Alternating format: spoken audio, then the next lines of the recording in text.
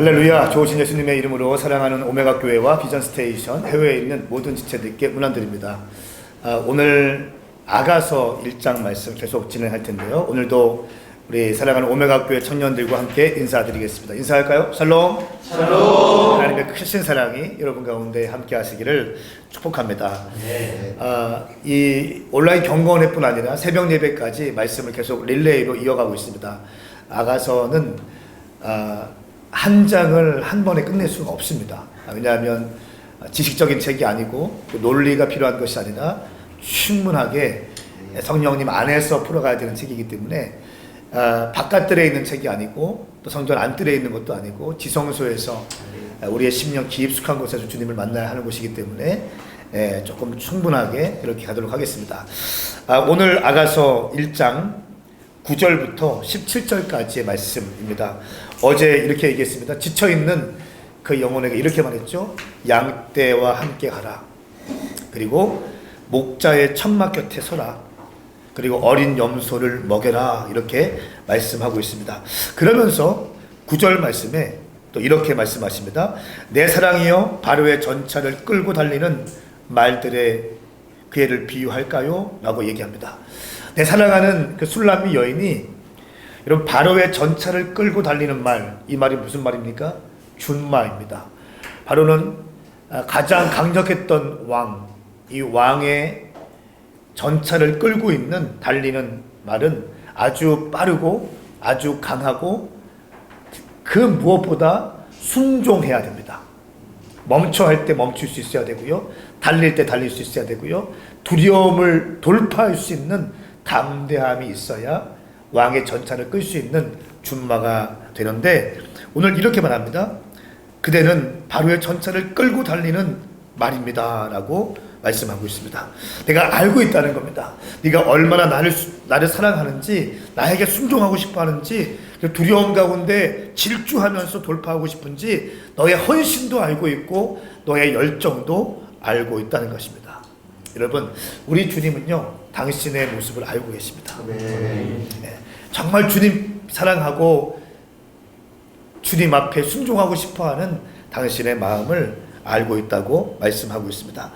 그러면서 10절 말씀에 따은 머리카락으로 흘러내린 그대의 두 뺨이 보석으로 감은 그대의 목이 너무도 아름답네요 라고 솔로몬이 말하고 있습니다. 뺨은 성경에서 감정을 의미해요. 감정적으로 아주 순전한 마음이 있다는 것입니다. 따은 머리카락으로 흘러내린 그대의 두 뺨 하면 아주 순전하고 완전히 주님을 사랑하는 그런 마음, 그 마음도 알고 있다는 것입니다.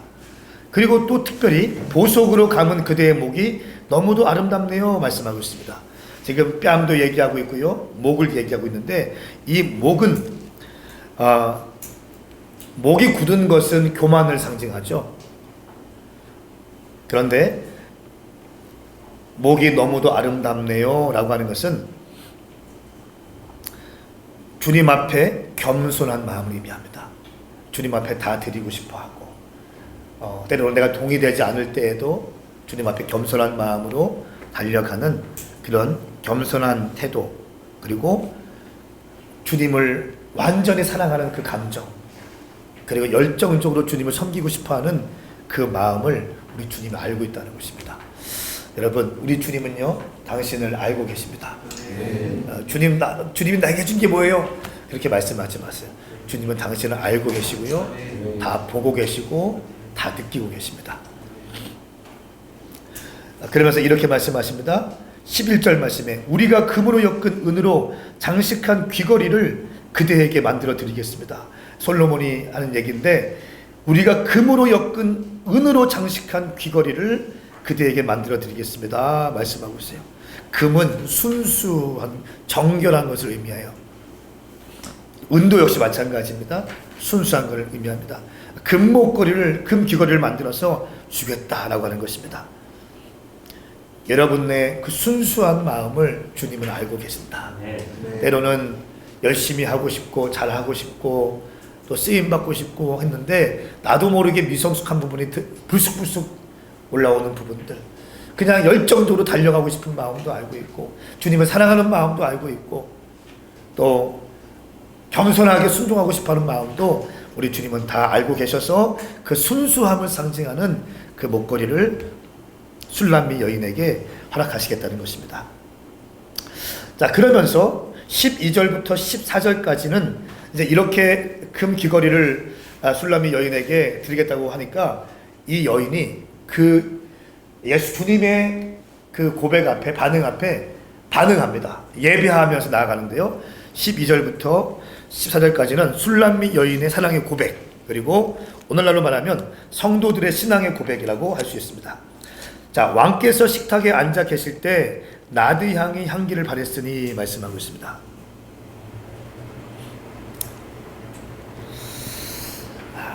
왕의 잔치상을 의미합니다. 왕의 잔치상, 왕의 식탁은 잔치상을 의미합니다.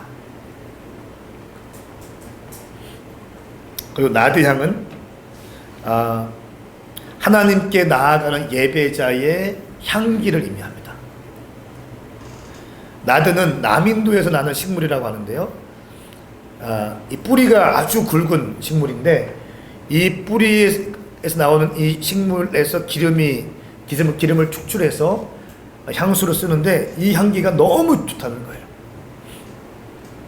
아주 진하고 달콤한 향수라고 합니다. 그러니까 이 왕의 잔치상 앞에 나아가는 나드 향을 가지고 나아가는 이 예배자들은요, 주님께서 보실 때에 그 예배 드릴 때 그 고백들, 그 감격들, 그 선포들, 그 모습이 너무 귀하다는 거예요. 그 예배는 왕의 잔치상과 같다는 것을 의미하고 있습니다.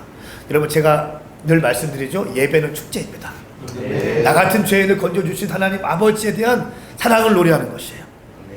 영원히 저주받고 죽을 수밖에 없는 나를 건져주신 하나님의 구원의 감격을 노래하는 것이고요. 그 감격의 결단한 헌신과 어떤 서원들이 함께 어우러져서 주님께 올라가는 거예요. 그리고 아버지의 말씀이 선포되어지는 것입니다. 예배는 왕의 잔치상과 같이 축제이다.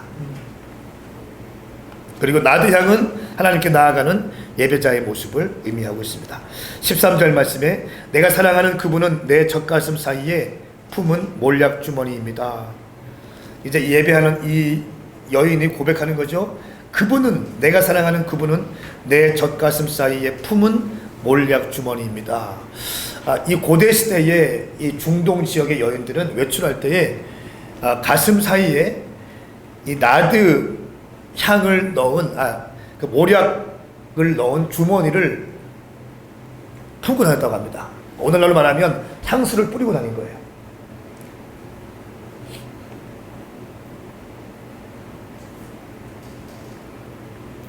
이 몰약은 방부제 역할을 하죠.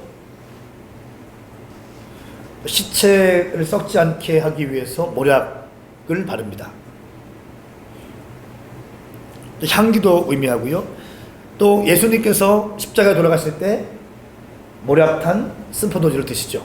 또 예수님의 십자가를 의미합니다.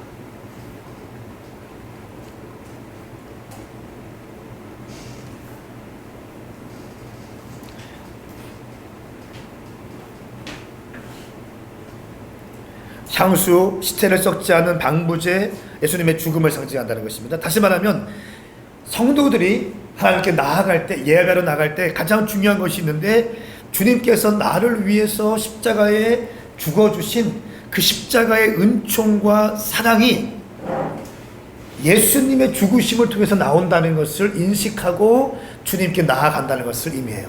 그러니까 예배의 핵심은 십자가에서 나를 위해 대신 죽어주신 예수님의 사랑에 반응하는 것이 예배의 핵심이에요.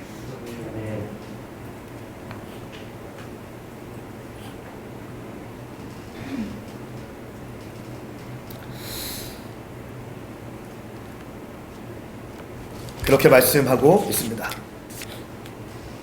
그러면서 15절부터 이제 16절, 17절까지는 이 예배하는 술람미 여인 성도들의 모습을 보면서 주님이 이렇게 반응하십니다. 또 14절 말씀에 내 사랑 그분은 엔게디 포도원의 한 송이 고벨화입니다 라고 고백하죠. 예배하면서 이제 주님께 고백하는 겁니다. 이 고벨화는 고대 사람들이 이 고벨화의 향기를 맡으면 마음 가운데 평온함이 있었다고 해요. 심란할 때, 마음이 복잡할 때 고벨화의 향기를 맡으면 아주 마음이 평온해졌다고 합니다.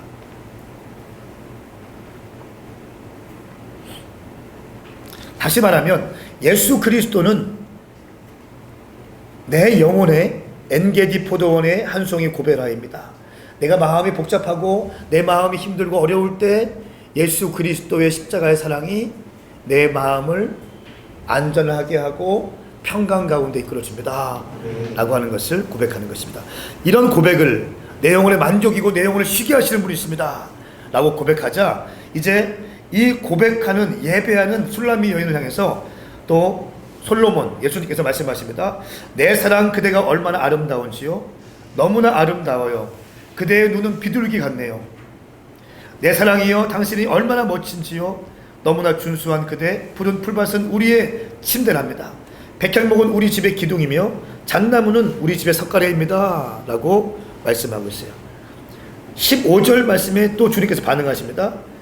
내 사랑 그대가 얼마나 아름다운지, 너무 아름다워요. 그대의 눈은 비둘기 같네요. 그러니까 우리를 향해서 주님께서 말씀하시는 게 비둘기 같다고 말씀하세요. 비둘기의 특징이 있습니다. 비둘기는요, 눈을 좌우로 보지 못합니다. 한 곳만 바라볼 수 있다고 합니다. 앞에만 바라볼 수 있대요. 그러니까 우리의 심령이 주님만 바라보는 것을 주님 알고 계시는 거예요. 때로는 넘어지기도 하고, 때로는 실수하기도 하고, 때로는 미성숙하기도 하지만 내 마음의 중심이 주님만을 향하고 싶어하는 그 마음을 주님은 알고 계신다는 거예요. 그래서 내 비둘기라고 말씀합니다. 그대의 눈은 비둘기 같네요. 두 마음을 품지 아니하고 앞만 바라보는 일편단심. 또 비둘기의 특징이 있는데 비둘기는 두 번 결혼하지 않습니다. 그냥 한 마리만 계속 품고 있는 거예요. 한 마리가 죽으면 그대로 혼자 사는 겁니다. 일편단심의 상징이라고 하죠. 비둘기는 그런 존재입니다.